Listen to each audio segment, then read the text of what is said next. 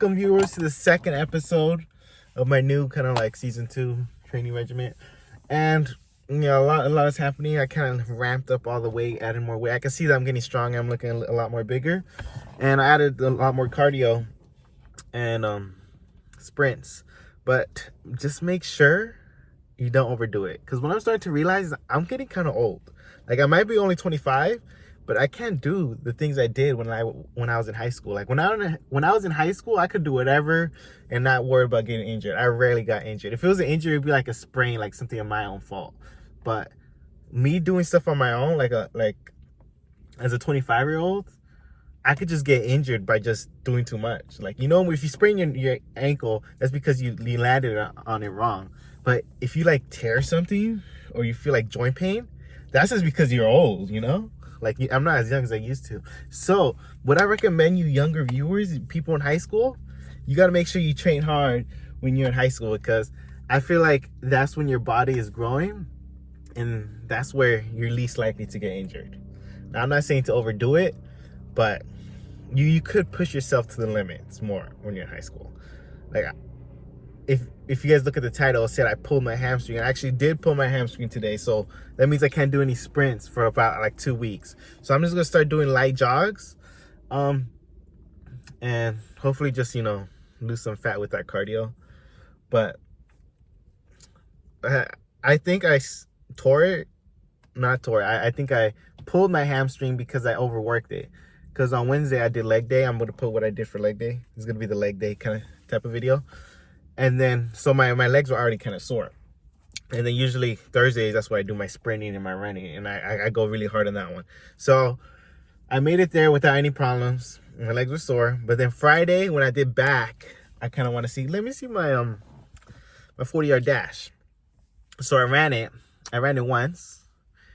I ran it the first time. The first time I got like a 4.4, no, a 5.4.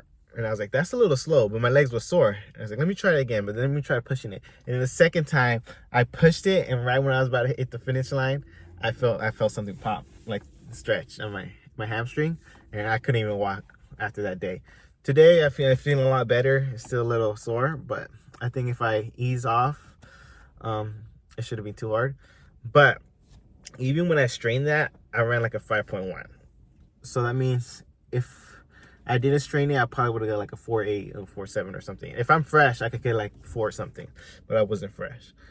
So if anything, I'll probably should do the 40-yard dash like before leg day. So maybe Tuesdays would be the best day to do 40-yard dash. But I'm gonna show you what I did for leg day this week, because many people are asking like, what is your leg workout? And I'm gonna show you, because I don't skip leg day. Even though my upper body's getting a little bit big, my legs are catching up. So this is what I did. So I started off with the leg extension machine, and I feel like if you're doing leg days, you have to do this, because this machine isolates your quads, and everyone wants bigger quads. Like, I don't know why people skip leg days, because the quads are a pretty good looking muscle, and I think you should work it. And I think this is the best exercise to work the quads. The leg extension machine, I did 4 sets, 10 to 12 reps.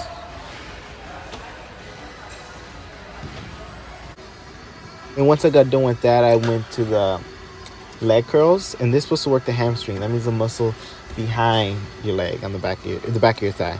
And yeah, I think that hamstrings are stronger than quads, because I could do more weight on this. And just make sure you do controlled. I did 4 sets, 10 to 12 reps. And this is also a staple for leg days too, because it isolates the hamstrings. The first exercise actually isolated the quads. This one isolates the hamstrings. This exercise is called the calf raise, and this was to work the calves, obviously.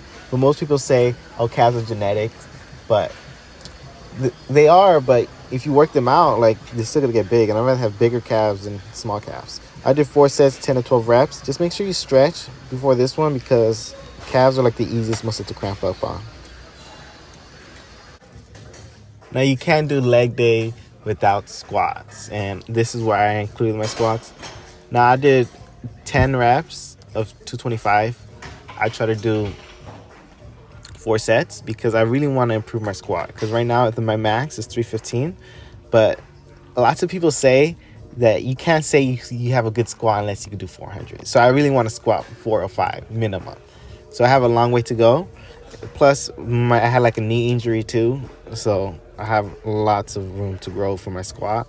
And I have to be careful too, because I think from all the 3 lifts, squat is the most dangerous, because even with the spotter, people die with it. So I make sure I'm going to have everything, like safeties when I do these, when I do it heavy, of course. And my last exercise for leg day is the leg press machine. And I don't really want to go heavy in the leg press machine because I see videos where people's knees cave in, and I don't want that to happen to me, especially with my prior knee injury. But funny thing about this leg press I did, I thought I was doing 3 plates on each side. But looking at the video, it looks like I had a plate up there that counted. So I was technically doing 4 plates. I was like, man, this feels a little bit heavy, but I was still able to do it. I did 4 sets, 10 to 12 reps. And this is supposed to work the hamstrings. But just make sure you go all the way down when you do it, because people like cheat. And then I feel like this is the exercise that people like to ego lift a lot. And that was pretty much my leg day. And yeah, see you in the next video.